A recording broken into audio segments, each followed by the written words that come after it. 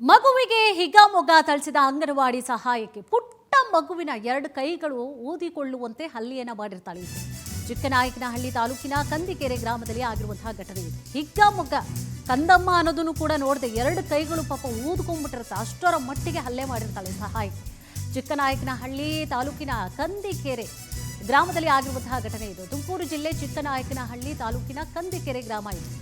ಅಂಗನವಾಡಿ ಸಹಾಯಕಿ ನಂದಿನಿ ಎಂಬುವರಿಂದ ಈ ರೀತಿಯಾಗಿ ಥಳಿತ ಆಗಿದೆ. 4 ವರ್ಷದ ಮಗು ಆರಾಧ್ಯಗೆ ಥಳಿಸಿದ್ದಾಳೆ ಅಂಗನವಾಡಿ ಸಹಾಯಕಿ ನಂದಿನಿ ವಿರುದ್ಧವಾಗಿ ಗ್ರಾಮಸ್ಥರು ಆಕ್ರೋಶವನ್ನು ಹೊರಹಾಕ್ತಾ ಇದ್ದಾರೆ.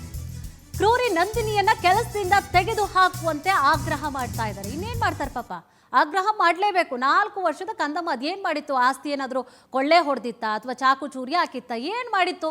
ಹಠ ಮಾಡುತ್ತೆ, ಗಲಾಟೆ ಮಾಡುತ್ತೆ. ಮಕ್ಕಳಲ್ವಾ, ಮಕ್ಕಳು ಮಾಡ್ದೆ ಇನ್ಯಾರು ಮಾಡ್ತಾರೆ? ಈಕೆ ಮಾಡ್ಲಿಕ್ಕಾಗತ್ತಾ?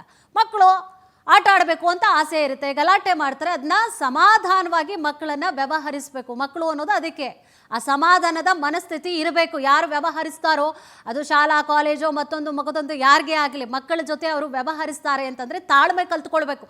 ಮೊದಲನೇದಾಗಿ ಇವ್ರಿಗೆ ಮಾರಲ್ ಸೈನ್ಸ್ ಬಗ್ಗೆ ಹೇಳ್ಕೊಡ್ಬೇಕು.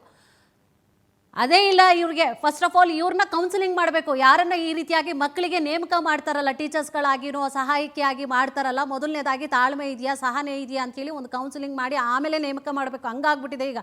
ಪಾಪ ಮಕ್ಕಳುಗಳ ಪರಿಸ್ಥಿತಿ, ಈ ಟೀಚರ್ಸ್ಗಳಿರ್ಬೋದು ಅಥವಾ ಸಹಾಯಕಿಯರು ಏನಿರ್ತಾರೆ, ಹಿಗ್ಗಾಮುಗ್ಗ ಅವ್ರು ಗಲಾಟೆ ಮಾಡಿ ಏನು ತುಟುಕ್ ಪಿಟಿಕ್ ಅಂದೆ ಹಂಗೆ ಕುತ್ಕೊಂಡ್ಬಿಡ್ತಾರೆ ಮಕ್ಕಳುಗಳು.